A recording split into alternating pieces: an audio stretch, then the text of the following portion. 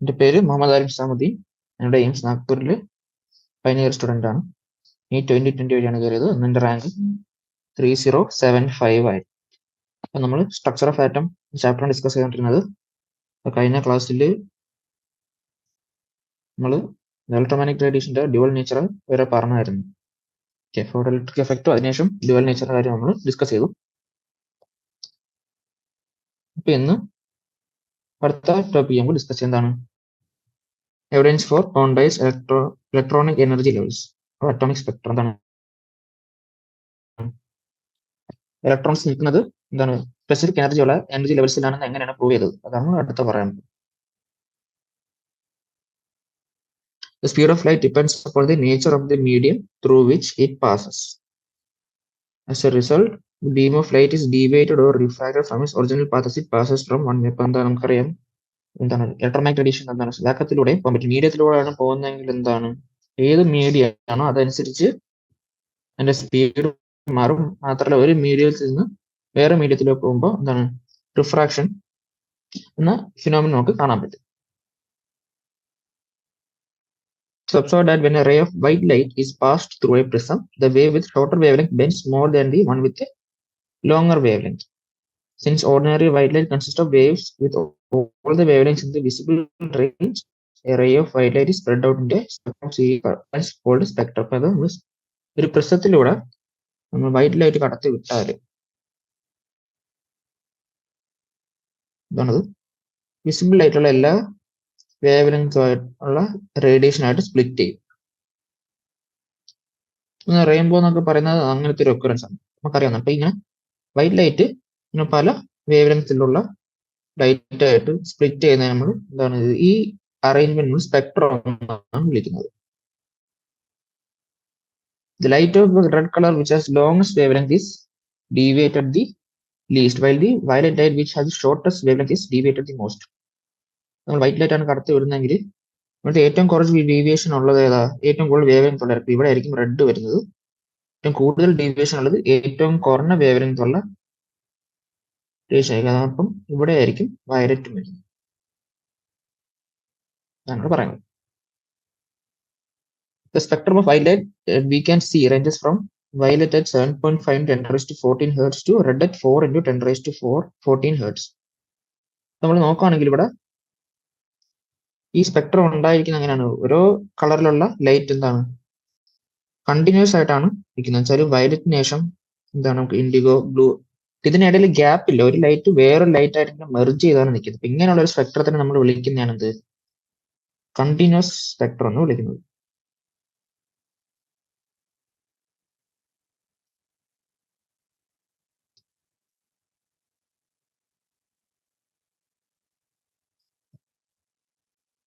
അതാണ് ഇവിടെ പറയുന്നത്. ഇതിവിടെ പറയുള്ളത് when electromagnetic radiation interacts with matter, atoms and molecules may absorb energy and reach to a higher energy state.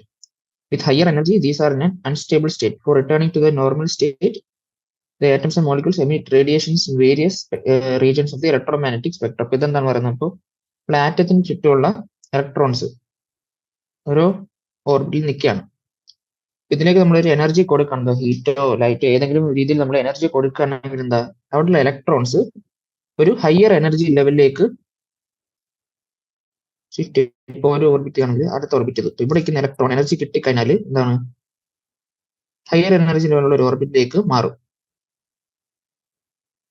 എന്നിട്ട് തിരിച്ച് എന്താ പഴയ സ്റ്റേറ്റിലേക്ക് എന്താണ് നേരത്തെ നിന്ന ഓർബിറ്റിലേക്ക് തിരിച്ചു വരുമ്പോൾ അത് വെളിയിലേക്ക് എനർജി റിലീസ് ചെയ്യും. ഏതെങ്കിലും ഒരു ഇലക്ട്രോമാഗ്നറ്റിക് റേഡിയേഷൻ ഉള്ള ഏതെങ്കിലും ഒരു വിസിബിൾ ലൈറ്റ് തന്നെ ആവണമെന്നില്ല, ഏതെങ്കിലും സ്പെക്ട്രത്തിലുള്ള ഏതെങ്കിലും ഒരു റേഡിയേഷൻ ആയിട്ട് അത് പുറത്തേക്ക് വരും.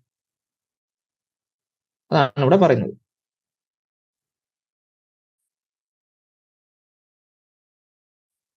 The spectrum of radiation emitted by is called an emission spectrum.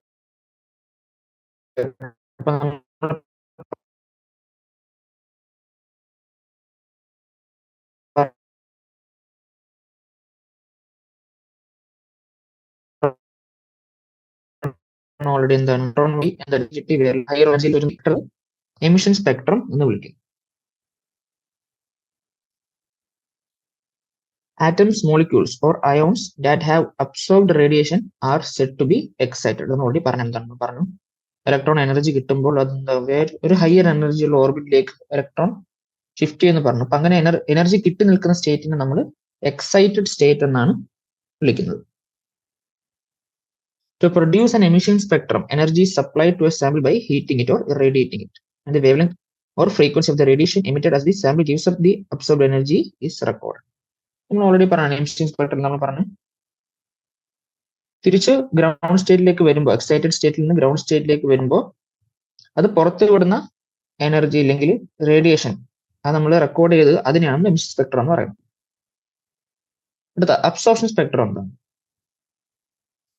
An absorption spectrum is like the photographic negative of an emission spectrum. A continuum of radiation is passed through a sample which absorbs radiation of certain wavelengths. So എന്താ നമ്മളൊരു സാമ്പിളിലേക്ക് എന്താ നമുക്ക് ഒരു radiation കൊടുക്കണം. നമുക്ക് ആ റേഡിയേഷനുള്ള wave length ഒക്കെ അറിയാം. എന്നിട്ട് അബ്സോർബ് കഴിഞ്ഞിട്ടുള്ള ആ റേഡിയേഷൻ നമ്മളൊരു ഗ്രാഫിൽ എടുക്കുകയാണ്. അപ്പൊ അതിനകത്ത് മിസ് ആയിരിക്കുന്ന വേവ് ലെങ്ത് നമ്മൾ ഏതൊക്കെയാന്ന് നോട്ട് ചെയ്യും. ആ മിസ്സായിരിക്കുന്ന വേവ് ലെങ്ത് ലൈറ്റുകളാണ് റേഡിയേഷൻ ആയിരിക്കും ആ ആറ്റം അബ്സോർബ് ചെയ്തിരിക്കുന്നത്. അതാണ് അബ്സോർപ്ഷൻ സ്പെക്ട്രം. അപ്പൊ മിസ്സായ വേവ് ലെങ്തുകൾ നമ്മൾ എന്താ നമ്മൾ റെക്കോർഡ് ചെയ്യുമ്പോൾ ഡാർക്ക് സ്പേസസ് ആയിട്ടാണ് കിട്ടുന്നത്. Okay, the study of emission or absorption spectra is referred to as spectroscopy. അപ്പൊ എമിഷൻ സ്പെക്ട്രത്തിനെയും അബ്സോർപ്ഷൻ സ്പെക്ട്രത്തിന്റെയും ഉള്ള സ്റ്റഡിയെ നമ്മൾ വിളിക്കുന്ന എന്താണ്? സ്പെക്ട്രോസ്കോപ്പി എന്നാണ് വിളിക്കുന്നത്. The spectrum of visible light, as discussed above, was continuous as all wavelengths of the visible light are represented in spectrum. Already പറഞ്ഞു വിസിബിൾ ലൈറ്റ് നമ്മൾ പ്രശ്നത്തിലൂടെ കടന്നു നമുക്ക് കിട്ടുന്ന സ്പെക്ട്രം എന്താണ്? നമുക്ക് റെഡ് തൊട്ട് വയലറ്റ് വരെയുള്ള എല്ലാ വേവ്ലെങ്ത്തും കണ്ടിന്യൂസ് ആയിട്ട് കാണാൻ പറ്റും. അതേപോലെ തന്നെ the emission spectra of atoms in gas phase, ആറ്റംസിന്റെ ഗ്യാസ് ഫേസിലുള്ള ആറ്റംസിന്റെ എമിഷൻ സ്പെക്ട്ര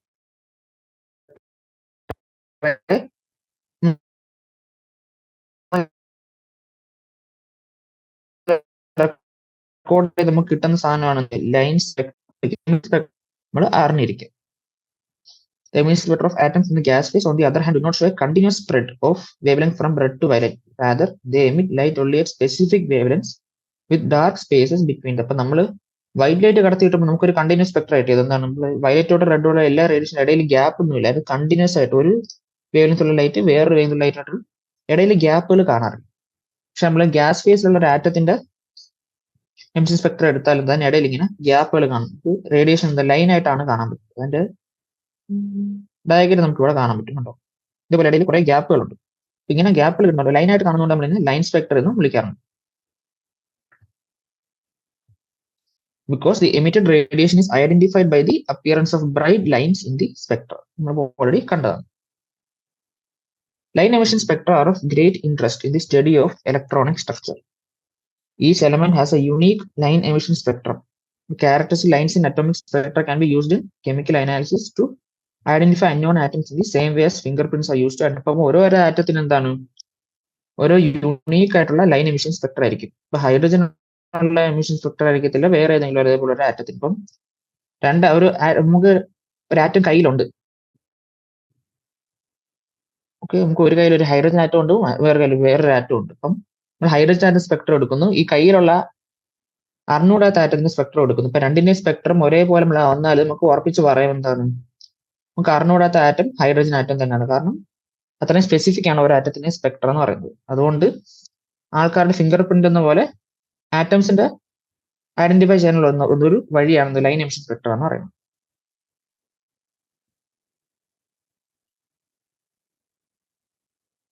പിന്നെ പറയുന്നതാണ് elements like rubidium, cesium, thallium, indium, gallium and scandium were discovered when their minerals were analyzed by spectroscopic methods. ഇപ്പം സ്പെക്ട്രോസ്കോപ്പിക് മെത്തേഡ് വഴി analyse ചെയ്തപ്പോഴാണ് ഈ elements എല്ലാം കണ്ടുപിടിക്കാൻ പറ്റിയെന്നാണ് പറയുന്നത്. പിന്നെ ഹീലിയവും അതേപോലെ സ്പെക്ട്രോസ്കോപ്പിക് മെത്തേഡ് വഴിയാണ് ഡിസ്കവർ ചെയ്തത്. ഇതൊക്കെ പറയാനുള്ളത് നമുക്ക് ഇവിടെ പഠിക്കാനുള്ള ഹൈഡ്രജന്റെ ലൈൻ സ്പെക്ട്രം മാത്രമാണ് പഠിക്കാനുള്ളത്. അതിന്റെ കാരണം എന്താ നമ്മൾ പിന്നെ പറയും.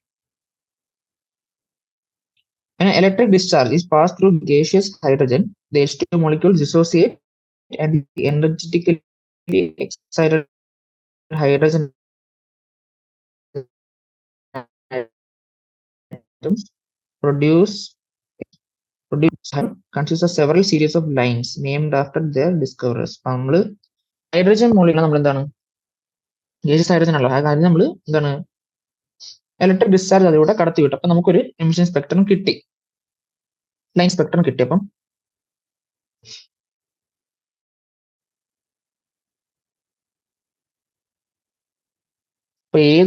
ആരാണോ ഓരോ സ്പെക്ട്രം കണ്ടുപിടിച്ചത് അവരുടെ പേരിലാണ് സ്പെക്ട്രം. അപ്പം ഒരുപാട് സ്പെക്ട്രങ്ങളുണ്ട്. ഇപ്പം ഫോർ എക്സാമ്പിൾ ലൈമൻ, പാഷൻ. ഇപ്പം ആദ്യം കണ്ടുപിടിച്ചത് ബാമർ സീരീസ് ആയിരുന്നു, കാരണം അത് മാത്രമല്ല സ്പെക്ട്രം വിസിബിൾ റേഞ്ചിൽ ഉണ്ടായിരുന്നു. Okay. The hydrogen spectrum consists of several series of lines named after their discoverers. Balmer showed in 1885 on the basis of experimental observations that if spectral lines are expressed in terms of wave number, then the visible lines of the hydrogen spectrum obey the following formula. അപ്പൊ ആദ്യം visible റേഞ്ചിലുള്ള spectrum ആണ് കണ്ടുപിടിച്ചത് നമ്മൾ പറഞ്ഞിരുന്നല്ലോ. അപ്പം Balmer ആണ് അത് കണ്ടുപിടിച്ചിരുന്നത്. അപ്പൊ അതിന്റെ വേവ് നമ്പറുടെ ഫോർമുലയാണ് എന്ത്, ന്യൂ ബാർ. അതാണ് വേവ് നമ്പറുടെ സിമ്പിൾ. അത് 109677 into 1/2 square minus 1/n square centimeter inverse. അപ്പം where n is an integer equal to or greater than 3. അപ്പം ബാമർ സീരീസിലുള്ള വേവ് നമ്പർ കണ്ടുപിടിച്ചപ്പോൾ ഇതായിരുന്നു എന്റെ ഫോർമുല എന്ന് കണ്ടുപിടിച്ചത്, 109677 ഒരു centimetre 1/2 square minus 1/n square. n എന്ന് പറയുന്നത് 2-നേക്കാളും വലിയൊരു നമ്പർ ആയിരിക്കും. അപ്പൊ 3, 4 അങ്ങനെ പോയിക്കൊണ്ടേയിരിക്കും.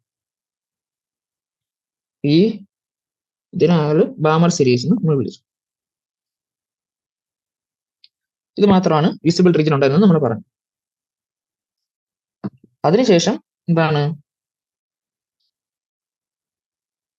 റിഡ്ബർഗ് എന്താണ് കണ്ടുപിടിച്ചെന്താ, ഹൈഡ്രജന്റെ എല്ലാ സീരീസും ഇത് എന്താ all series of lines can be describe. അപ്പം എല്ലാ സീരീസും ഇത് ഈ ഫോർമുലയിൽ നമുക്ക് കാണിക്കാൻ പറ്റുമെന്ന് പറഞ്ഞു.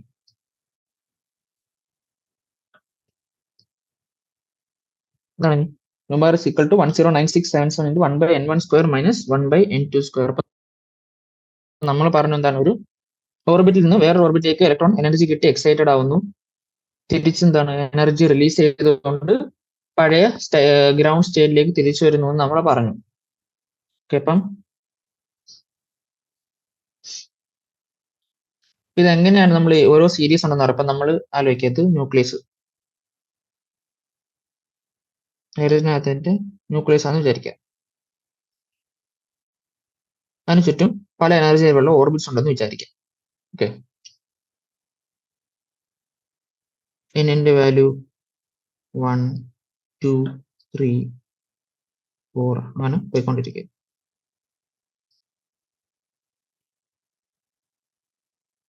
അപ്പം ഗ്രൗണ്ട് സ്റ്റേറ്റിൽ ഇരിക്കുന്ന ആറ്റത്തിൽ ഇലക്ട്രോൺ എവിടെയായിരിക്കും, ഫസ്റ്റ് ഓർബിറ്റിലായിരിക്കും ഇലക്ട്രോൺ ഇരിക്കുന്നത്.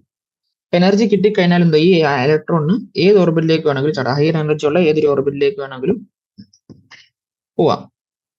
ഇപ്പൊ for example n equal to 5 വരാം, അല്ലെങ്കിൽ 4 വരാം, 3, 2 ഏതിനകത്തെങ്കിലും വരാം. എന്നിട്ട് എനർജി റിലീസ് ചെയ്തുകൊണ്ട് ഈ ഇലക്ട്രോൺ തിരിച്ച് ഏത് ഓർബിറ്റിലാണോ വരുന്നത് അതനുസരിച്ചായിരിക്കും ഏത് റേഡിയേഷൻ ആണ് വരുന്നത് തീരുമാനിക്കും. ഫോർ എക്സാമ്പിൾ ഇപ്പം ബാമർ സീരീസിൽ എന്ന് പറഞ്ഞാൽ എന്താ, ഹയർ ഓർബിറ്റിലുള്ള electron n is equal to 2 ഓർബിറ്റിലേക്ക് തിരിച്ചു വരും. ഇപ്പം 3ൽ നിന്ന് 2 വരാം, 4ൽ നിന്ന് 2 വരാം, 5ൽ നിന്ന് 2 വരാം. ഇങ്ങനെയുള്ള ട്രാൻസിഷൻ വരുമ്പോഴാണ് വിസിബിൾ റീജിയനിലുള്ള റേഡിയേഷൻ നമുക്ക് കിട്ടിയത്. അങ്ങനെയുള്ള ഇതിനെ നമ്മൾ ബാമർ സീരീസ് എന്ന് വിളിച്ചത്. അപ്പൊ അതേപോലെ തന്നെ നമുക്കിവിടെ ലോവർ എനർജി ലെവൽ എന്താണ്, ഫസ്റ്റ് ഗ്രൗണ്ട് സ്റ്റേറ്റിലോട്ടാണ് എനർജി ഇലക്ട്രോൺ തിരിച്ചു വരുന്നതെങ്കിൽ നമ്മൾ അതിനെ ലൈമാൻ സീരീസ് എന്ന് വിളിക്കുന്നു. തേർഡ് എനർജി ലെവലിലോട്ടാണെങ്കിൽ പാഷൻ, ഫോർത്തിലോട്ടാണെങ്കിൽ ബ്രാക്കറ്റ്, ഫിഫ്ത്തിലോട്ടാണെങ്കിൽ ഫണ്ട്. അപ്പൊ അതാണ് ഇവിടെ സംഭവിക്കുന്നത്. അപ്പം n is equal to 1 Lyman series ആണ് നമുക്ക് വേണ്ടെങ്കിൽ എങ്ങനെ ആയിരിക്കും, ഇപ്പൊ സെക്കൻഡ് ഓർബിറ്റിലുള്ള 1 വരാം, തേർഡിലോട്ടുള്ള 1 വരാം, ഫോർത്തിലോട്ടുള്ള ഇലക്ട്രോൺ 1 വരാം, ഫിഫ്ത്തിലോട്ടുള്ള ഇലക്ട്രോൺ 1. അപ്പൊ ഇങ്ങനെയുള്ള ട്രാൻസിഷൻസ് നമ്മൾ ലൈമാൻ സീരീസിലുള്ള സ്പെക്ട്രമായിട്ട് നമ്മൾ കാണും. അപ്പം ഓരോ ട്രാൻസിഷൻ നടക്കുമ്പോൾ അതിന്റെ വേവ് നമ്പർ കണ്ടുപിടിക്കാനുള്ള ഇക്വേഷൻ ആണ് ഈ തന്നിരിക്കുന്നത്. Okay. The value 109677 centimeter inverse is called the Rydberg constant for hydrogen. 1096 എന്ന് പറയുന്നത് Rydberg കോൺസ്റ്റന്റ് ആണെന്ന് പറയുന്നു. അപ്പൊ നമുക്ക് ഡയഗ്രാം ഇവിടെ കണ്ടിട്ടുണ്ട്. n is equal to 1ലേക്ക് ഇലക്ട്രോൺ റിട്ടേൺ ചെയ്താൽ Lyman series, n is equal to 2ലേക്ക് റിട്ടേൺ ചെയ്താൽ അത് എന്താണ് ബാമർ സീരീസ്, പിന്നെ n equal to 3 ആണെങ്കിൽ പാഷൻ ബ്രാക്കറ്റ് ഫണ്ട് അങ്ങനെ പോയിക്കൊണ്ടിരിക്കും.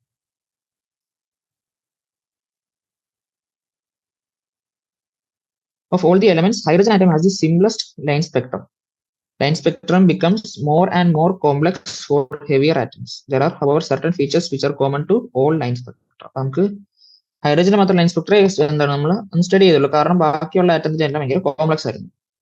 പിന്നെ എല്ലാ ആറ്റത്തിനും ലൈൻ സ്പെക്ട്രത്തിൽ കോമൺ ആയിട്ടുള്ള ഫീച്ചേഴ്സ് എന്തായിരുന്നു? ഒന്ന്, line spectrum of element is unique. എല്ലാ ആറ്റത്തിനും അതിൻ്റെതായ യൂണീക്ക് ആയിട്ടുള്ള ലൈൻ സ്പെക്ട്രം ഉണ്ട്. രണ്ട്, there is regularity in the line spectrum of each element.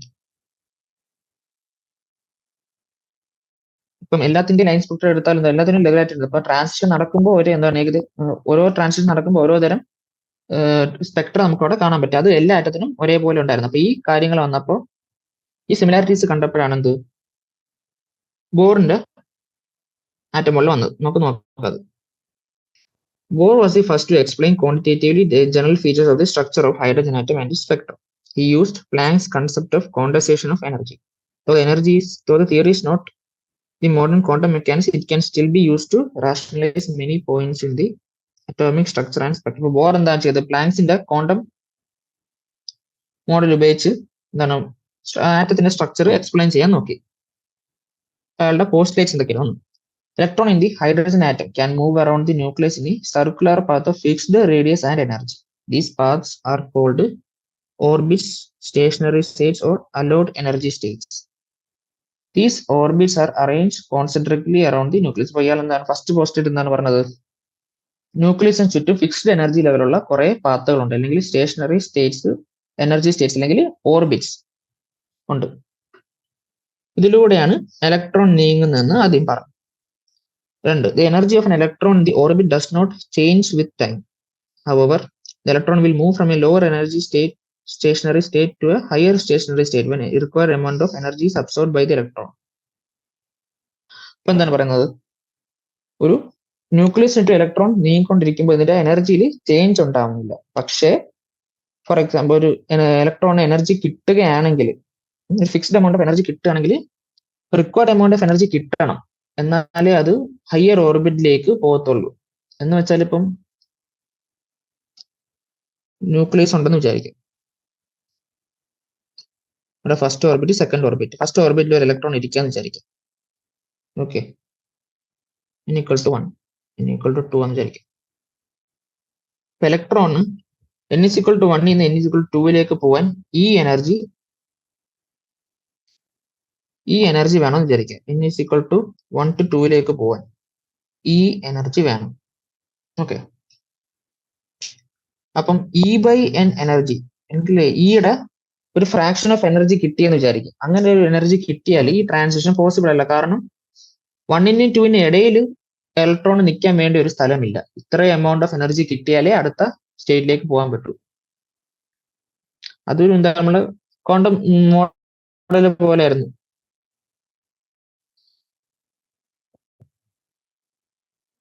കാരണം നമ്മൾ പറയുന്നത് അന്ന് ഫോട്ടോ ഇലക്ട്രിക് എഫക്റ്റ് ഒക്കെ പറയുന്നത് എന്താണ്, ഇത്ര എനർജി കിട്ടിയാലേ ഇലക്ട്രോൺസിന് പോകാൻ എന്താ വെളിയെ വരാൻ പറ്റത്തുള്ളൂ. അപ്പം അതേപോലെ കൺസെപ്റ്റ് ആണ് ഇവിടെ ഉപയോഗിച്ചത്. ഇത്ര എനർജി കിട്ടിയാൽ ലോവർ എനർജിയിൽ നിന്ന് ഹയർ എനർജിയിലേക്ക് പോകാം, അല്ലെങ്കിൽ ഹയർ എനർജിയിൽ ലോവർ എനർജിയിലേക്ക് പുറത്തേക്ക് എനർജി കളഞ്ഞുകൊണ്ട് തിരിച്ചു വരികയും ചെയ്യും. അതാണ് രണ്ടാമത്തെ പോസ്റ്റേറ്റ് പറയുന്നത്. ഓർ ഇവിടുത്തെ മെയിൻ സെന്റൻസ് എന്താണ്? Energy change does not take place in a continuous manner. Continuous മാനറിലാണ് എനർജി ചേഞ്ച് നടക്കുന്നത്. ഫിക്സ്ഡ് എനർജി കിട്ടിയാലേ അങ്ങോട്ടും ഇങ്ങോട്ടും ട്രാൻസിഷൻ നടത്താൻ പറ്റും. ഓക്കെ, മൂന്നാമത്തെ post, the frequency of radiation absorbed or emitted when transition occurs between two stationary states that differ in energy by delta E is given by E equal to h nu formula നമുക്ക് പറഞ്ഞിട്ടുണ്ടായിരുന്നു. അപ്പം രണ്ട് energy എന്താണ്, ഒരു ഓർബിറ്റിൽ നിന്ന് വേറെ ഓർബിറ്റിലേക്ക് electron ചാടുമ്പോൾ electron ഒരു എന്താണ് എനർജി ഡിഫറൻസ് ഉണ്ടാവുമല്ലോ. ആ എനർജി ഡിഫറൻസിന് ഡെൽറ്റ ഇ എന്ന് പറയുകയാണെങ്കിൽ അത് ഈക്വൽ ടു എച്ച് എൻ എന്ന് ഇവിടെ പറഞ്ഞു. അവിടെ ഇപ്പം ഉണ്ടാവുന്ന റേഡിയേഷന്റെ ഫ്രീക്വൻസി അപ്പം എന്തായിരിക്കും? Equal to delta E by H എന്ന് കാണിക്കാൻ പറ്റും. അല്ലെങ്കിൽ E2 minus E1 by H. ഇവിടെ എന്ന് പറയുന്ന ഫ്രീക്വൻസി ആണെന്ന് അറിയിക്കുക. ഈ ഇക്വേഷനാണ് എന്ത് ബോർസ് ഫ്രീക്വൻസി റൂൾ എന്ന് വിളിക്കുന്നത്.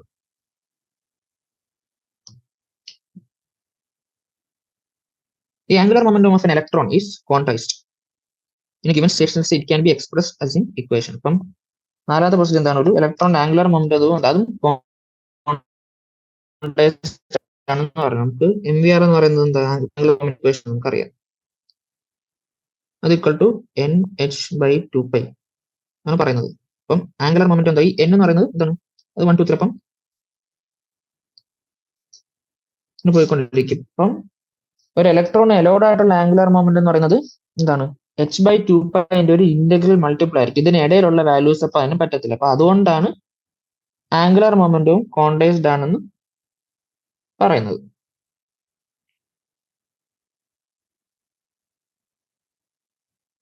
അതുകൊണ്ട് ആംഗുലർ മൊമെന്റ് ക്വാണ്ടൈസ് ആയതുകൊണ്ട് മാക്സ്വെലിന്റെ ഇലക്ട്രോമാഗ്നറ്റിക് തിയറി ഇവിടെ അപ്ലൈ ചെയ്യാൻ പറ്റത്തില്ല. അതുകൊണ്ടാണ് ഫിക്സ്ഡ് എനർജി ലെവൽസ് ഉള്ള ഓർബിറ്റ്സും ഇവിടെ പറ്റത്തുള്ളൂ എന്ന് പറയുന്നത്.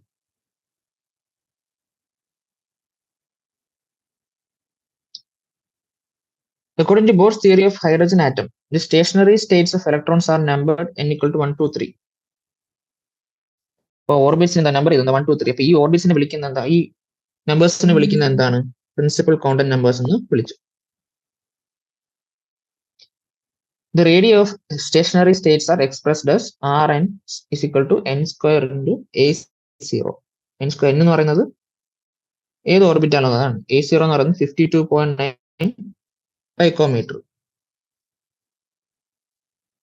എന്നിട്ട് ഹൈഡ്രജൻ ആറ്റത്തിന്റെ ഫസ്റ്റ് സ്റ്റേഷനറി സ്റ്റേറ്റിനെ ആയിരുന്നു ബോർ ഓർബിറ്റ് എന്ന് വിളിച്ചു. Radius of the first station അത് ബോർ ഓർബിറ്റ് എന്ന് വിളിച്ചു. അപ്പം അവിടെ എന്താ എന്നിന്റെ വാല്യൂ 1. അപ്പൊ 1 സ്ക്വയർ 1 ആയിട്ട് മാറും. അപ്പൊ Rn എന്ന് പറയുന്നത് a0 അല്ലെങ്കിൽ 52.9 പൈക്കോമീറ്റർ. അതാണ് ബോർ ഓർബിറ്റ് എന്ന് പറയുന്നത്. The most important property associated with electron is the energy of its stationary state. അപ്പൊ ഒരു ഓർബിറ്റിന്റെ എനർജി ലെവലിന്റെ ഇക്വേഷൻ ആണ് ഇവിടെ തന്നത്. En is equal to minus RH into 1 by n square. ഇവിടെ RH എന്ന് പറയുന്നത് എന്താണ്? റിഡ്ബർഗ് കോൺസ്റ്റന്റ് ആണ്. അതിന്റെ വാല്യൂ എന്ന് പറയുന്നത് 2.18 into 10 raised to minus 18 joule. ഒരു ഓർബിറ്റിന്റെ എനർജി വാല്യൂ എന്താണെന്ന് ചോദിച്ചാൽ ഇതാണ് അതിന്റെ കണ്ടുപിടിക്കാനുള്ള equation. Minus RH into 1 by n square. n എന്ന് പറയുന്നത് number of the orbit, principal quantum number of the orbit. ഇപ്പൊ ഗ്രൗണ്ട് സ്റ്റേറ്റിൽ ഇരിക്കുന്ന ഒരു ഓർബിറ്റ് എനർജി കണ്ടുപിടിക്കാൻ പറ്റി. ഇവിടെ എന്നിന്റെ വാല്യൂ എന്തായി? 1 ആയി പോകും. അപ്പം അവിടുത്തെ റിഡ്ബർഗ് കോൺസ്റ്റന്റ് തന്നെ ആയിരിക്കും അവിടുത്തെ എനർജിയുടെ വാല്യൂ എന്ന് പറയുന്നത്, ഓർബിറ്റിന്റെ എനർജിയുടെ വാല്യൂ എന്ന് പറയുന്നത്. ഇനി നമ്മൾ തോന്നുന്ന ഒരു ഡൗട്ട് എന്താണ്? ഈ ഇക്വേഷനിൽ മൈനസ് ചാർജ് എന്തുകൊണ്ട് വന്നു? മൈനസ് സൈൻ നമ്മൾ ഇവിടെ എന്തിനു കൊടുത്തു? ഇവിടുത്തെ അസംഷൻ എന്ന് പറഞ്ഞാല് ന്യൂക്ലിയസ് എന്ന ഇൻഫിനിറ്റ് ഡിസ്റ്റൻസിൽ നിൽക്കുന്ന ഇലക്ട്രോണിന്റെ എനർജി അവർ എന്താണ് ഈ ഇൻഫിനിറ്റി അത് 0 ആയിട്ട് എടുത്തു. ഓക്കെ, അപ്പം ന്യൂക്ലിയസിന് അടുക്കും തോറും എന്താണ് എനർജി കുറഞ്ഞു വരും, എനിക്ക് സ്റ്റേബിൾ ആയിക്കൊണ്ടിരിക്കുകയാണ്. അപ്പൊ അത് അതിനേക്കാളും ലോവർ ആയിട്ടുള്ള ഒരു എനർജി ആയിരിക്കണം സ്റ്റേബിൾ എന്ന് പറയുന്നത്. അപ്പൊ അതുകൊണ്ടാണ് ഇവിടെ മൈനസ് സൈൻ വന്നത്.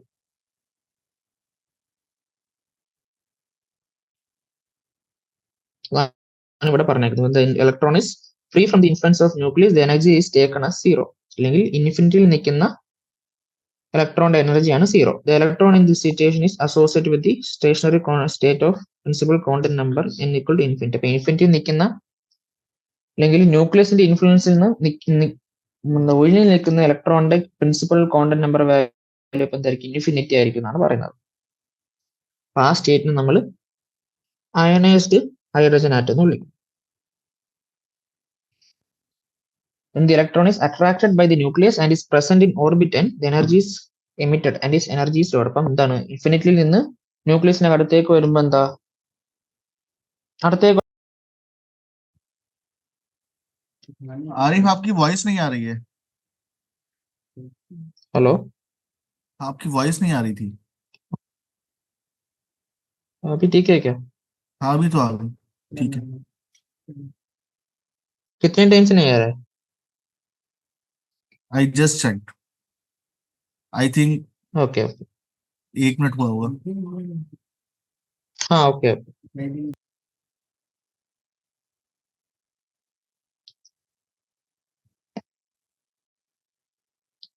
അപ്പൊ നമ്മളിവിടെ ഓർബിന്റെ എനർജി ലെവൽ കണ്ടുപിടിക്കാൻ ഇക്വേഷൻ നമ്മൾ പറയുന്നത് എന്താണ്? Minus R is one by N square. R H എന്ന് പറയുന്നത് റെഡ്ബർഗ് കോൺസ്റ്റന്റ് ആണ്. അതിന്റെ വാല്യൂ 2.1 into 10⁻⁻18 ജൂൾ. ഇവിടുത്തെ n വൺ ബൈ എന്നില് എൻ സ്ക്വയറിന്റെ n എന്ന് പറയുന്നത് പ്രിൻസിപ്പൽ ക്വാണ്ടം നമ്പർ ആണ്, അഥവാ ഓർബിറ്റിന്റെ നമ്പർ ആണ്.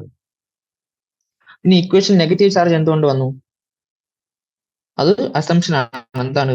ഇൻഫിനിറ്റിയിൽ അല്ലെങ്കിൽ ഒരു ആറ്റത്തിന്റെ ന്യൂക്ലിയസിന്റെ ഇൻഫ്ലുവൻസിൽ നിന്ന് ഒഴിഞ്ഞു നിൽക്കുന്ന അവസ്ഥ, അല്ലെങ്കിൽ ഇലക്ട്രോൺ അറ്റ് ഇൻഫിനിറ്റി, അതിന് നമ്മൾ അതിന്റെ ആ ഓർബിറ്റിന്റെ എനർജി എന്ന് പറയുന്നത് നമ്മൾ 0 ആയിട്ട് എടുത്തു.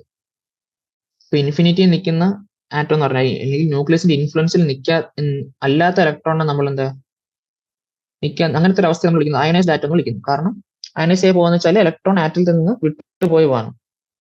അപ്പൊ ആ സ്റ്റേറ്റിനാണ് നമ്മൾ ആറ്റ് ഇൻഫിനിറ്റി എന്ന് വിളിക്കുന്നത്. അപ്പൊ അത് നമ്മൾ ആ സ്റ്റേറ്റിലുള്ള എനർജീനെ നമ്മൾ 0 എന്ന് എടുത്താല് ഇലക്ട്രോൺ ആറ്റത്തിന്റെ അടുത്തേക്ക് വരുന്തോറും എന്താണ്, അത് പുറത്തേക്ക് റേഡിയേഷൻ വിടുന്നു, അല്ലെങ്കിൽ അതിന്റെ എനർജി കുറഞ്ഞു വരുന്നു. അപ്പൊ 0 ആയാലും കുറഞ്ഞ എനർജി കാണിക്കാൻ വേണ്ടിയാണ് നമ്മൾ ഇക്വേഷനിൽ മൈനസ് സൈൻ ഇട്ട് കൊടുത്തിരിക്കുന്നത്.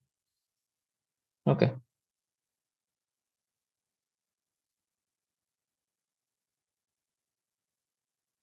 Bohr's theory can also be applied to the ions containing only one electron, similar to that present in hydrogen atom. For example, എന്താണ്, ഒരു ഇലക്ട്രോൺ ഉള്ള ഏത് മോഡൽ ആറ്റത്തിനെ നമ്മൾ ഈ ഇക്വേഷൻ വെച്ചത് പറയാൻ പറ്റും. ഫോർ എക്സാമ്പിൾ എന്താണ്, He+, Li2+, B3+, ഇതിനെല്ലാം ഒറ്റ ഇലക്ട്രോണേ ഉള്ളൂ.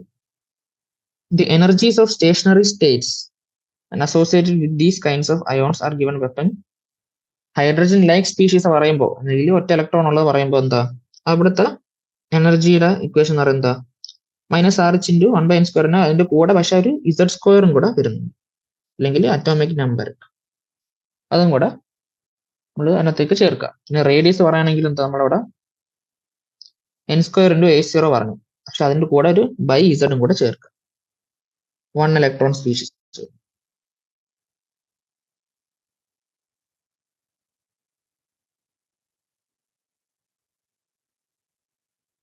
It is also possible to calculate the velocities of electrons moving in these orbits. അപ്പം ഈ ഓർബിറ്റ്സിലൂടെ നീങ്ങുന്ന ഇലക്ട്രോണിന്റെ വെലോസിറ്റിയും കണ്ടുപിടിക്കാൻ പറ്റുമെന്നാണ് പറയുന്നത്. ഇനി നമ്മൾ ലൈൻ സ്പെക്ട്രം, ഹൈഡ്രജന്റെ ലൈൻ സ്പെക്ട്രം എങ്ങനെ ഉണ്ടായി അതിന്റെ എക്സ്പ്ലനേഷൻ ആണ് ഈ പറയാൻ പോകുന്നത്. Line spectra observed in case of hydrogen atom can be explained quantitatively using Bohr's model. According to assumption 2 എന്തായിരുന്നു,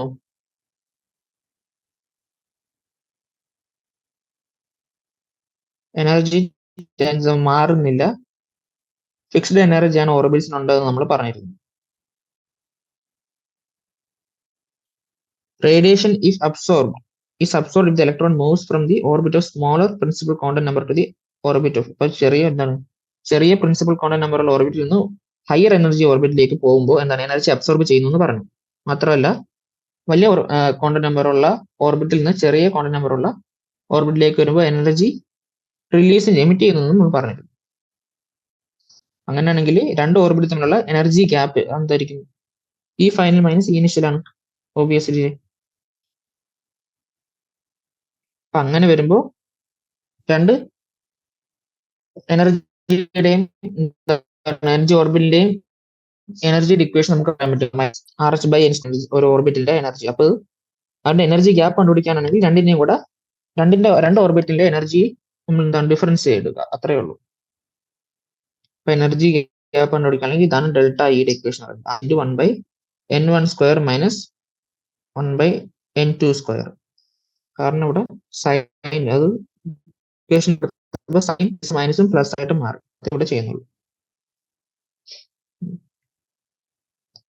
രണ്ട് ഓർബിറ്റ് തമ്മിലുള്ള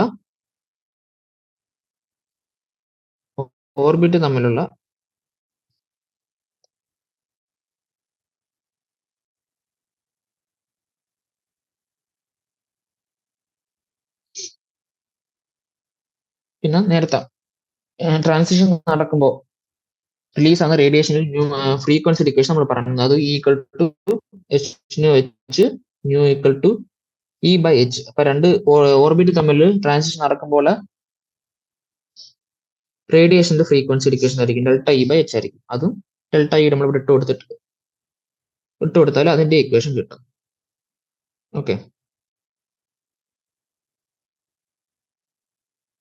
പിന്നെ അതേപോലെ വേവ് നമ്പർ നമുക്ക് എന്തറിയാം, വേവ് നമ്പർ എന്ന് പറയുന്നത്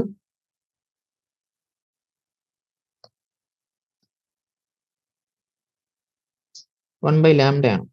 നമുക്കറിയാം C equal to nu lambda ആണ്. അപ്പൊ വൺ ബൈ ലാംഡ എന്ന് പറഞ്ഞാൽ ഇതായിരിക്കും ന്യൂ ബൈ സി ആയിരിക്കും. നമുക്ക് ഫ്രീക്വൻസി ഡിക്കേഷൻ ഓൾറെഡി നമുക്ക് ഇവിടെ കിട്ടിക്കഴിഞ്ഞു. എന്താണ് R H by H into one by one N one square minus one by N two square. അത് ഇവിടെ ഇട്ട് കൊടുത്താൽ എന്തായിരിക്കും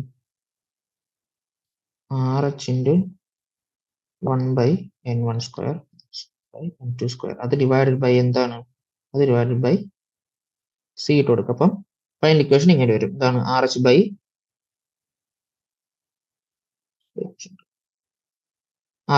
H C into one by N one square minus one by N two square. ഈ equations എല്ലാം അറിഞ്ഞിരിക്കുക. Absorption സ്പെക്ട്രാനിക്ക് എന്താണ്, ഒരു ഇലക്ട്രോൺ ചെറിയ എനർജി ലെവലിൽ നിന്ന് ഹയർ എനർജി ലെവലിലേക്ക് പോവാണ്.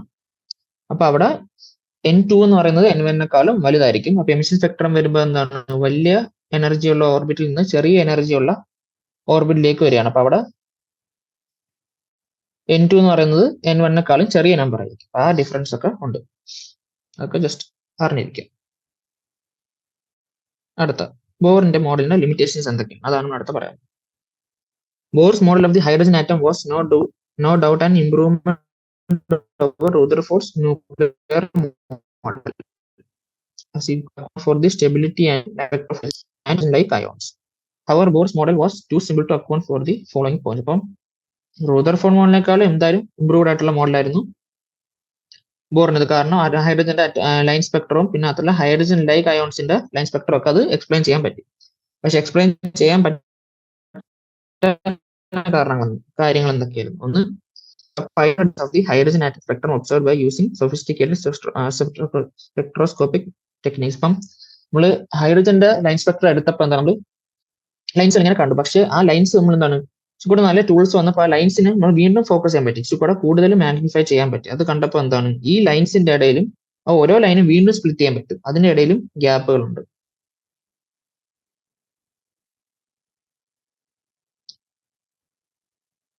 പിന്നെ this model is also unable to explain the spectrum of atoms other than hydrogen.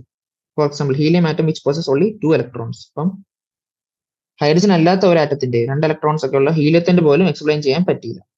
Further, Bohr's theory was also unable to explain the splitting of spectral lines in the presence of magnetic field or electric field. അപ്പം spectral lines magnetic ഫീൽഡിലും electric ഫീൽഡിലും വെച്ചപ്പോൾ അത് വീണ്ടും split ആവുന്നത് കണ്ടു. അപ്പൊ electric field split ആവുന്നതിന് സ്റ്റാർക്ക് എഫക്ട് എന്ന് വിളിച്ചു, മാഗ്നറ്റിക് എഫക്റ്റിന് സ്പ്ലിറ്റ് ആവുന്നതിന് നമ്മൾ ജീമൻ എഫക്ട് എന്ന് വിളിച്ചു. അതും ഇന്ന് എക്സ്പ്ലെയിൻ ചെയ്യാൻ പറ്റി. And it could not explain the ability of atoms to form molecules by chemical bond. അപ്പം ആറ്റംസ് കെമിക്കൽ ബോണ്ട് വഴി മോളിക്യൂൾസ് എങ്ങനെ ഉണ്ടാവുന്നു എന്നുള്ളതും ഇത് വെച്ച് എക്സ്പ്ലെയിൻ ചെയ്യാൻ പറ്റി.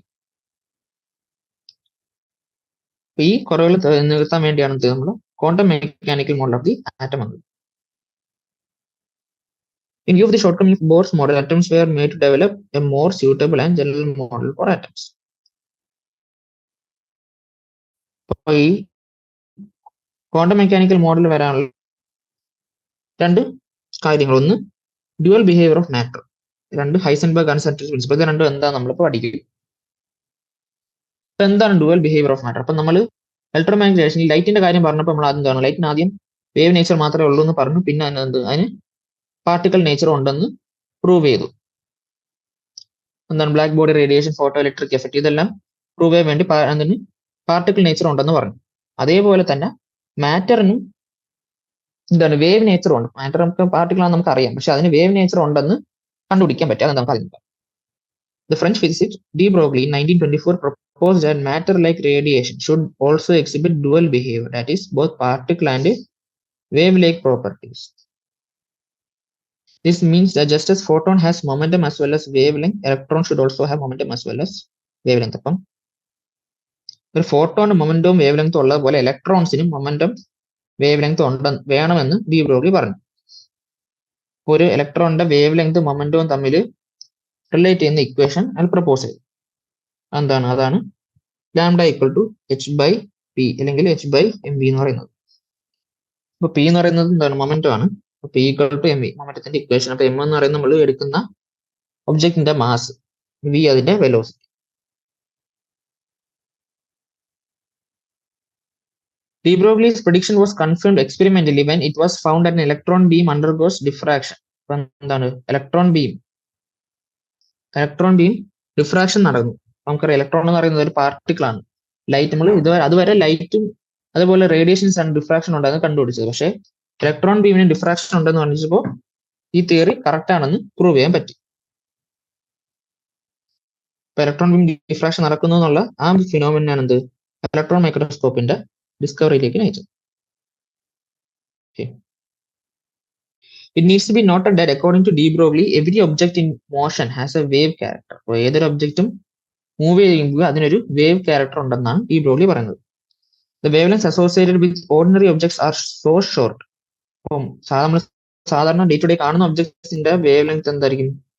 അത്രയും ഷോർട്ട് ആയിരിക്കും. കാരണം നമ്മൾ ലാംഡയുടെ ഇക്വേഷനിൽ lambda equal H by M V ആണ് പറയുന്നത്. അപ്പൊ മാസ് ഡിനോമിനേറ്ററിൽ വരുന്നത്. അപ്പൊ നമ്മൾ കാണാൻ പറ്റുന്ന ഒബ്ജക്ട്സിന്റെ മാസ് എന്ന് പറയുന്നത് ഒരു ഇലക്ട്രോണിനെ വെച്ച് കമ്പയർ ചെയ്യുമ്പോൾ അത്രയും സിഗ്നിഫിക്കൻലി ലാർജ് ആണ്. ഇലക്ട്രോണിന്റെ മാസ് 9.1 × 10⁻³ ആ റേഞ്ചിലുള്ള മാസ് ആണ്. അപ്പൊ അതിന്റെ വേവ് ലെങ്ത് അത്രയും സിഗ്നിഫിക്കന്റ് ആയിരിക്കും. പക്ഷെ നമ്മൾ ചുറ്റും കാണുന്ന ഒബ്ജക്ട്സിന്റെ മാസ് എടുക്കുമ്പോൾ അത്രയും വലിയ മാസ് ആണ്. അത് ഡിനോമിനേറ്ററിൽ വരുന്നതുകൊണ്ട് തന്നെ ലാംഡ എന്ന് പറയുന്നത് ഈ വേവ് ലെങ്ത് എന്ന് പറയുന്നത് അത്രയും ചെറിയ വാല്യൂ ആയിരിക്കും, ഇൻസിഗ്നിഫിക്കന്റ് ആയിരിക്കും. അതാണ് ഡുവൽ നേച്ചർ ഓഫ് മാറ്റർ കൊണ്ട് പറയുന്നത്. അടുത്ത നമ്മൾ പഠിക്കാനുള്ളത് ഹൈസൻബർഗ്സ് അൺസർട്ടനിറ്റി പ്രിൻസിപ്പിൾ. അയാൾ എന്താണ് പറഞ്ഞത്? He stated uncertainty principle which is the consequence of dual behaviour of matter and radiation.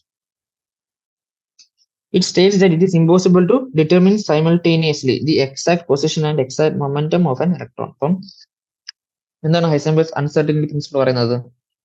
ഒരേ സമയം ഒരു ഇലക്ട്രോണിന്റെ എക്സാക്ട് പൊസിഷനും മൊമെന്റോ അല്ലെങ്കിൽ വെലോസിറ്റി ഒരേ സമയം നമുക്ക് ഡിറ്റർമിൻ ചെയ്യാൻ പറ്റത്തില്ല. അതാണ് ഹൈസൻബർഗ്സ് അൺസർട്ടനിറ്റി പ്രിൻസിപ്പിൾ പറയുന്നത്. മാത്തമാറ്റിക്കൽ ഇക്വേഷൻ എങ്ങനെയാണ്?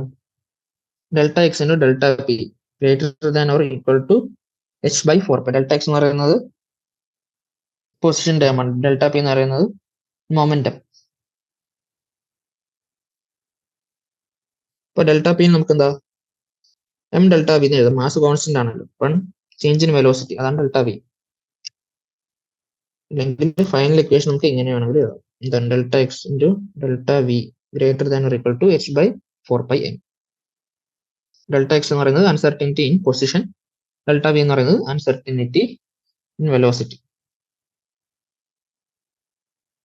If the position of the electron is known with high degree of accuracy, then the velocity of the electron will be uncertain. On the other hand, if the velocity of the electron is known precisely, then the position of the electron will be uncertain. കാരണം നമ്മൾ പറഞ്ഞത് എന്താണ്? Dual nature പറഞ്ഞ നമ്മളൊരു മാസുള്ള ഒരു particle move ചെയ്യുമ്പോഴാണ് അതിന് wave nature ഉണ്ട്. അപ്പൊ ഇലക്ട്രോൺസ് നമുക്ക് മൂവിങ് ഇപ്പോഴും ന്യൂക്ലിയസ് ചുറ്റും മൂവ് ചെയ്തുകൊണ്ടിരിക്കുകയാണ്. അപ്പം നമ്മൾ ഇതിന് സ്റ്റേഷനറി ആയിട്ട് കൺസിഡർ ചെയ്യുമ്പോഴാണ് അതിന്റെ പൊസിഷൻ പറയുന്നത്. അപ്പൊ ആ രീതിയിൽ നമ്മൾ നോക്കുമ്പോൾ നമ്മൾ അസ്യൂം ചെയ്യാണ് എന്ത്? ഇലക്ട്രോൺ മൂവ് ചെയ്യുന്നില്ല. അപ്പം അതിന് വെലോസിറ്റി ഇല്ലാത്ത രീതിയിലാണ് നമ്മൾ പൊസിഷൻ പറയുന്നത്. ഇനി വെലോസിറ്റി മാത്രം കൺസിഡർ ചെയ്യുമ്പോൾ അതിന്റെ പൊസിഷൻ നമുക്ക് പറയാൻ പറ്റില്ല. അതാണ് ഡ്യുവൽ നേച്ചർ ഓഫ് മാറ്റർ വെച്ച് ഉദ്ദേശിക്കുന്നത്. അപ്പൊ അതിൽ നിന്നാണ് അൺസർട്ടനിറ്റി പ്രിൻസിപ്പിൾ ഹൈസൻബർഗ് പറയുന്നത്. ഇനി അടുത്ത പറയാനുള്ളത് സിഗ്നിഫിക്കൻസ് ഓഫ് അൺസർട്ടനിറ്റി പ്രിൻസിപ്പിൾ ആണ്. One of the important implications of the Heisenberg uncertainty principle is that it rules out existence of definite paths of electrons and other similar particles. Uncertainty principle വന്നപ്പോൾ എന്താണ്? ഇലക്ട്രോണിന് ഒരു fixed path എന്താണ് ന്യൂക്ലിയസിന് ചുറ്റും ഉള്ളതെന്ന് നമുക്ക് പറയാൻ പറ്റത്തില്ല. കാരണം നമുക്ക് എക്സാക്ട് ആയിട്ട് ഒരു പാർട്ടിക്കിൾ എവിടെ ഉണ്ടെന്ന് നമ്മൾ എങ്ങനെ പറയുന്നു? ഒന്ന്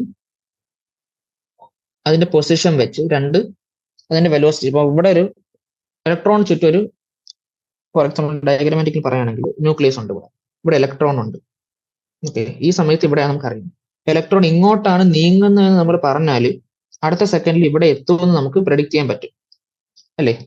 പക്ഷെ നമ്മളിപ്പോ ഹൈസൻബർഗ് അൺസർട്ടി പ്രിൻസിപ്പിൾ വെച്ച് പറഞ്ഞ എന്താണ് ഒരേ സമയം അതിന്റെ പൊസിഷനും വെലോസിറ്റിയും നമുക്ക് പറയാൻ പറ്റത്തില്ല എന്ന് പറഞ്ഞു. നമ്മൾ പൊസിഷൻ ഇവിടെ കണ്ടുപിടിച്ചു, പക്ഷെ ഇനി എങ്ങോട്ടാ നീങ്ങുന്നത് നമുക്ക് അറിഞ്ഞൂടെങ്കിൽ അടുത്ത സെക്കൻഡിൽ ഇവിടെ എത്തുമെന്ന് നമുക്ക് പ്രിഡിക്റ്റ് ചെയ്യാൻ പറ്റത്തില്ല. അപ്പൊ അങ്ങനെ ഒരു ഫിക്സ്ഡ് ട്രാജക്ടറി ഉണ്ടെന്നുള്ള കാര്യം ആദ്യമേ ഈ തിയറം കൊണ്ടങ്ങ് പോയി.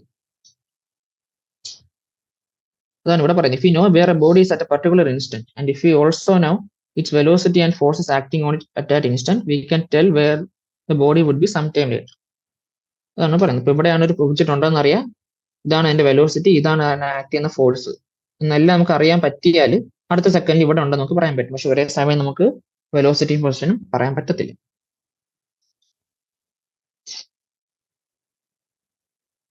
We therefore conclude that the position of an object and its velocity fix its trajectory. Since for a subatomic object such as an electron it is not possible simultaneously to determine the position and velocity at given instant, it is not possible to talk of the trajectory of an electron.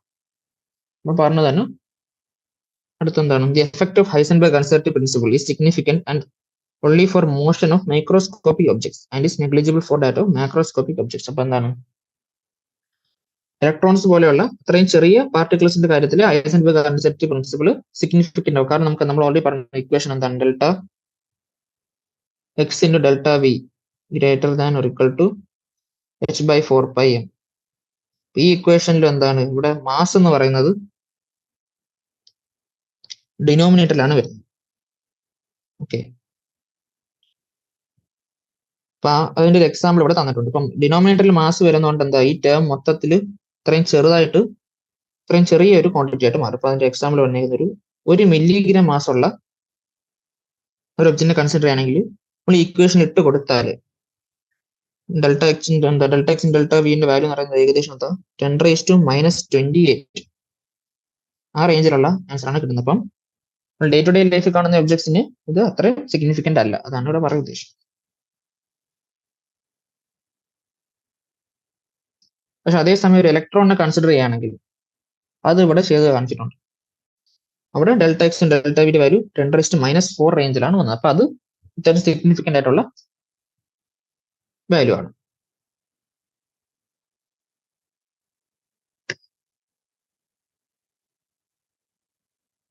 It is therefore means that if one tries to find the exact location of the electron, say at an uncertainty of only 10⁻⁻8, then the uncertainty delta v in velocity will be upon uncertain position നമ്മൾ delta 10⁻⁻8 റേഞ്ചിൽ ഇട്ടാൽ അവിടെ ഇപ്പൊ uncertain delta V ഇപ്പം എന്തായിരിക്കും 10⁻⁴ metre per second കിട്ടും. അതൊരു significantly high value ആണ്. It therefore means that the precise statements of position and momentum of electron have to be replaced by the statement of probability. അപ്പം ഇവിടെ നമ്മൾ correct ആയിട്ട് ഒരു ഇലക്ട്രോണിന്റെ പൊസിഷനും വെലോസിറ്റിയും പറയുന്നതിന് പകരം ഒരു പ്രോബബിലിറ്റി ടേം കൊണ്ടുവന്നു. അപ്പൊ എന്താണ്, ഈ സമയത്ത് ഇലക്ട്രോൺ ഈ ഭാഗത്ത് എത്തിയേക്കാം. അതാണ് നമ്മൾ ക്വാണ്ടം മെക്കാനിക് മോഡൽ ഓഫ് ആറ്റത്തിൽ എക്സ്പ്ലെയിൻ ചെയ്യുന്നത്.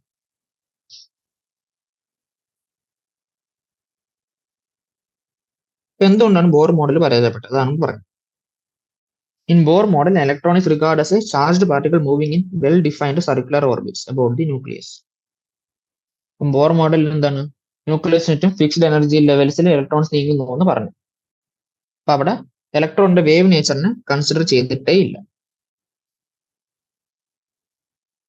Further, an orbit is a clearly defined path, and this path can completely be defined only if both the position and the velocity of electron are known exactly at the same time. മാത്രമല്ല എന്താണ്, നമ്മൾ പറയുന്നു Bohr model of ആറ്റത്തിൽ fixed energy ലെവലിലുള്ള ഓർബിറ്റിലാണ് electron revolve ചെയ്തുകൊണ്ടിരിക്കുന്നത് നമ്മൾ പറഞ്ഞു.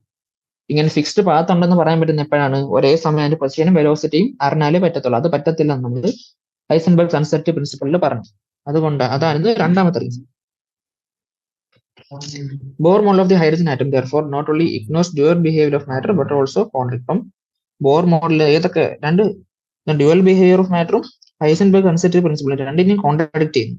അതുകൊണ്ടാണ് അത് പരാജയപ്പെട്ടത്. അപ്പൊ പിന്നെ വന്ന മോഡലാണ് ഇത് quantum mechanical model of atom എന്ന് പറയുന്നത്.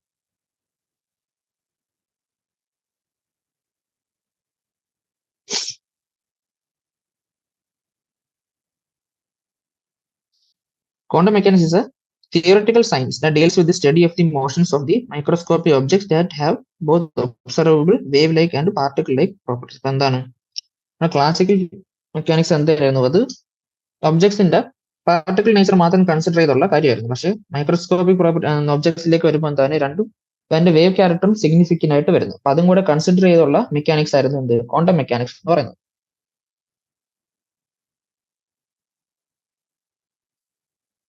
It specifies the laws of motion that these objects obey. When quantum mechanics is applied to macroscopic objects, the results are the same as those from the classical mechanics. Quantum mechanics macroscopic വെച്ച് വരുമ്പോൾ അതിന്റെ wave character അത്രയും insignificant ആയിരിക്കും. പക്ഷെ result അപ്പോഴും എന്താണ് classical മെക്കാനിക്സിൽ കിട്ടുന്ന പോലത്തുള്ള റിസൾട്ട്സ് ആയിരിക്കും കിട്ടുന്നത്. Quantum mechanics was developed independently by Werner Heisenberg and Erwin Schrodinger. അപ്പോൾ ഷ്രോഡിംഗറും ഹൈസൻബർഗും കൂടെ ഒരുമിച്ച് ചേർന്നാണ് ക്വാണ്ടം മെക്കാനിക്സ് കൊണ്ടുവരുന്നത്.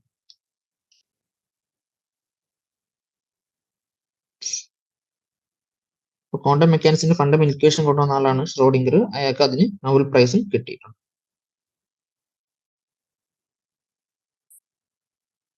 For a system molecule whose energy does not change with the Schrodinger equation, for a system as an atom or a molecule whose energy does not change with time, the Schrodinger equation is written as h psi is equal to h psi. അപ്പോൾ h psi എന്ന് പറയുന്നത് എന്താണ്? h എന്ന് പറയുന്നത് Hamiltonian operator. ഇതായിരുന്നു ഷ്രോഡിംഗറിന്റെ equation എന്ന് പറയുന്നത്. നമുക്ക് പ്രോബ്ലങ്ങളിൽ ഇമ്പോർട്ടന്റ് ആയിട്ടല്ല, പക്ഷേ ഇക്വേഷൻ ഇതാണ്, നമ്മൾ ജസ്റ്റ് അറിഞ്ഞിരിക്കുക. When Schrodinger equation is solved for hydrogen atom, the solution gives the possible energy levels the electron can occupy and the corresponding wave functions of the electron associated with each energy level. അപ്പോൾ hydrogen ആറ്റത്തിൽ എന്താണ് Schrödinger equation നമ്മൾ solve ചെയ്യുമ്പോൾ electron occupy വരുന്ന energy ലെവൽസും പറയുന്നു. മാത്രമല്ല ഓരോ energy ലെവലുള്ള ഇലക്ട്രോണിന്റെ എനർജിയും അത് തരുന്നു. These contains energy states and corresponding wave functions which are characterized by a set of 3 quantum numbers. ഈ എനർജി സ്റ്റേറ്റ്സിനെ അവരുടെ വേവ് ഫംഗ്ഷനെ നമ്മൾ ഡെപിക്ട് ചെയ്യുന്ന എന്താണ് ഒരു സെറ്റ് ഓഫ് ക്വാണ്ടം നമ്പേഴ്സ് വെച്ചാണ്. അതെന്താ ഏതൊക്കെയാണോ ഒന്ന് principal quantum number n, azimuthal quantum number l and magnetic quantum number m. ഈ 3 ക്വാണ്ടം നമ്പർ വെച്ചാണ് ഇലക്ട്രോണിന്റെ എന്താണ് എനർജി ലെവൽ അതിന്റെ വേവ് ഫംഗ്ഷൻ നമ്മൾ ഡിനോട്ട് ചെയ്യുന്നത്.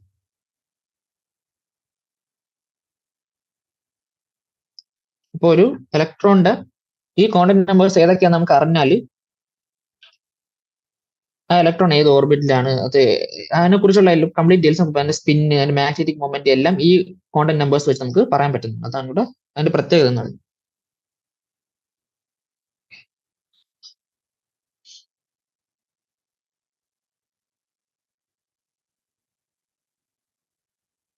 അപ്പം ക്വാണ്ടം മെക്കാനിക്കൽ മോഡലിന്റെ ഇമ്പോർട്ടന്റ് ഫീച്ചേഴ്സ് എന്താണെന്ന് പറയാം.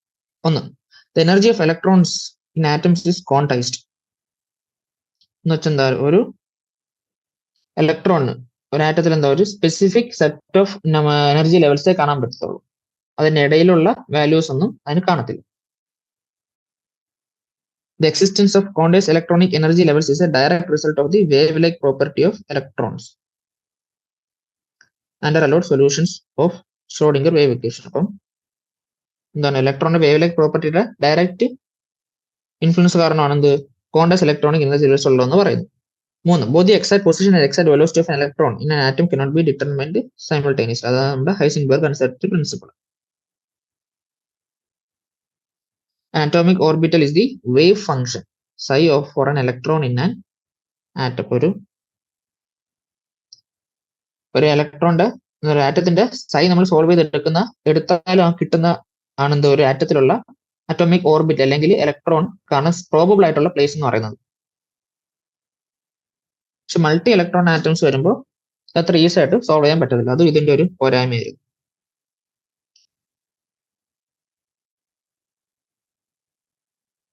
The probability of finding an electron at a point within an atom is proportional to the square of the orbital wave function. ഇപ്പൊ സൈ square എടുത്താലാണ് നമുക്ക് ഒരു ഇലക്ട്രോണിന്റെ പൊസിഷൻ നമുക്ക് കണ്ടുപിടിക്കാൻ പറ്റുന്നത് സൈ സ്ക്വയർ എടുക്കുമ്പോഴാണ്. Psi square is known as probability density and is always positive. From the value of psi square at different points within an atom, it is possible to predict the region around the nucleus where electron will most probably be found. അപ്പോൾ psi square എന്ന് പറയുന്നത് എന്താണ്? Probability density ആണ്. psi squareന്റെ value കിട്ടിയാൽ ഒരു ന്യൂക്ലിയസിന് ചുറ്റും electron എവിടെയാണ് കാണാൻ കൂടുതൽ സാധ്യതയുള്ളത് അത് നമുക്ക് കണ്ടുപിടിക്കാം.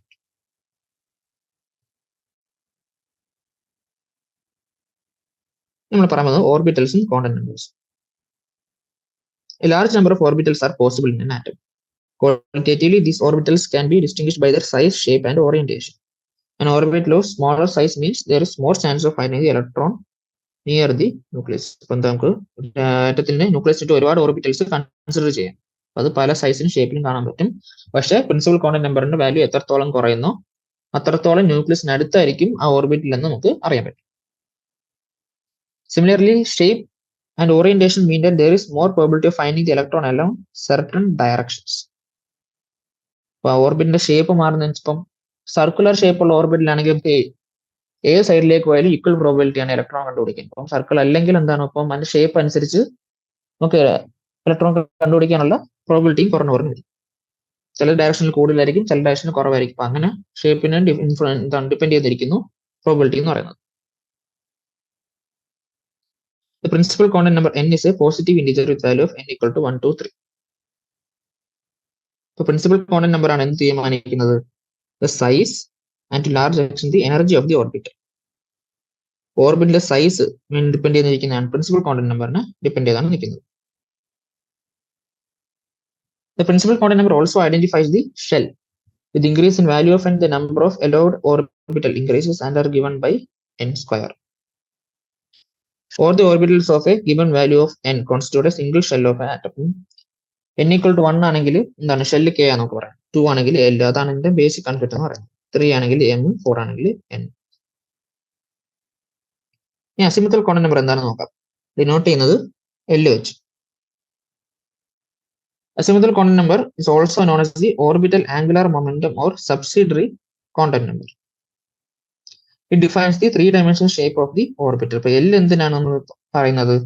ഓർബിറ്റലിന്റെ ഷേപ്പ് വേണ്ടി പറയാനാണ് L ഉപയോഗിക്കുന്നത്. നമ്മൾ N പറഞ്ഞത് ന്യൂക്ലിയസിൽ നിന്ന് എത്ര ദൂരെയാണ് ഓർബിറ്റിൽ നിൽക്കുന്നത്. L പറയുമ്പോൾ ഷേപ്പ് പറയാൻ പറ്റും. ഇപ്പം S ആണോ P ആണോ D ആണോ ഓർബിറ്റ്. നമുക്ക് ഓർബിറ്റൽസ് അറിയാലോ. അത് ഡിനോട്ട് ചെയ്യുന്നത് L ആണ്.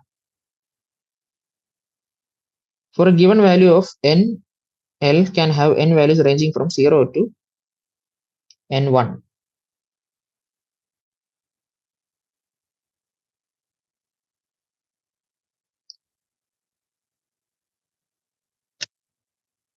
For a given value of n, the possible value of L are L equal to 0, 1, 2 up to n equal to n minus 1. അപ്പോൾ അതുവരെയാണെങ്കിൽ ഇപ്പോൾ ഫോർ n 1 ആണെങ്കിൽ Lന്റെ വാല്യൂ 0 മാത്രമേ വരത്തുള്ളൂ. n 2 ആണെങ്കിൽ എന്താണ് 0, 1 വരാം. 3 ആണെങ്കിൽ 0, 1, 2 വരപ്പം n വാല്യൂ അനുസരിച്ച് L മാറും.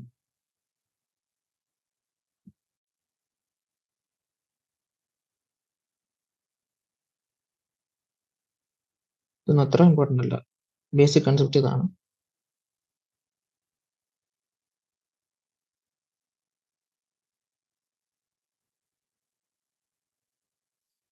ഇപ്പൊ കൺസിഡർ ചെയ്യാം. അപ്പൊ n equal to 1 എന്ന് വിചാരിക്കാം.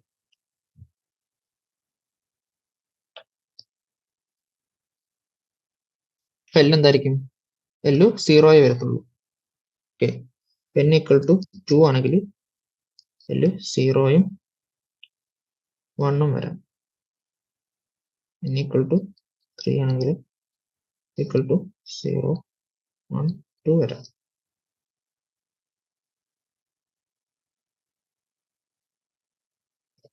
എന്ന് പറയുന്നത് basic concept L equal to 0 എന്നാൽ S ഓർബിറ്റിൽ മാത്രമേ കാണൂ. ഇവിടെ ആണെങ്കിൽ എസും പിയും വരും. ഇവിടെ ആണെങ്കിൽ എസും പിയും ഡിയും വരും. അപ്പൊ അങ്ങനെയാണ്, അതാണ് ഇതിന്റെ ഒരു ബേസിക് കൺസെപ്റ്റ് എന്ന് പറയുന്നത്.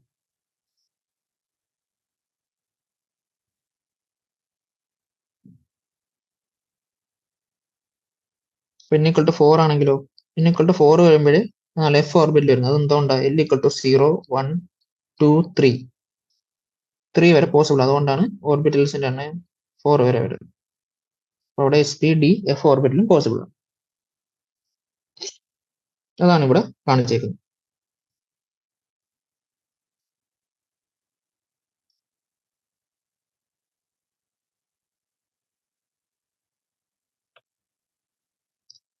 n 1 ആണെങ്കിൽ L 0 ആണെങ്കിൽ n 1s നമ്മൾ വിളിക്കുന്നു. ഇപ്പം 2 ആണ്, n 2 ആണ്, L 0 ആണെങ്കിൽ 2s. അപ്പൊ 0 എന്ന് പറയുന്നത് s ഓർബിറ്റിൽ എന്നാൽ വെക്കാം. 1 എന്ന് പറയുന്നത് p ഓർബിറ്റിൽ എന്നാൽ വെക്കാം.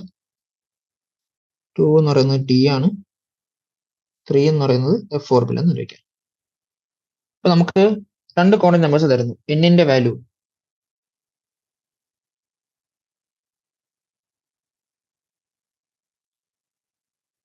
n ന്റെ വാല്യൂ 3 തന്നു, L ന്റെ വാല്യൂ 2 തന്നു. അപ്പൊ നമുക്ക് ഉറപ്പായിട്ടും പറയാം എന്താണ്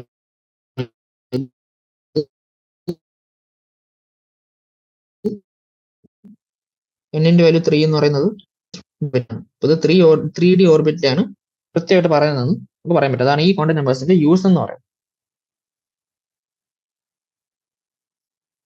നമുക്ക് ബാക്കി നാളെ പഠിക്കാൻ മാറ്റം. അടുത്ത കോൺടാക്ട് നമ്പേഴ്സ് ഏതാണ് മാഗ്നറ്റിക് സ്പിന്നും അത് നാളെ പറയാം. പിന്നെ അതിന്റെ ഷേപ്പുകളും നാളെ പറയാം. ഇന്നുകൊണ്ട് ഇവിടെ കൊണ്ട് നിർത്താം. Thank you.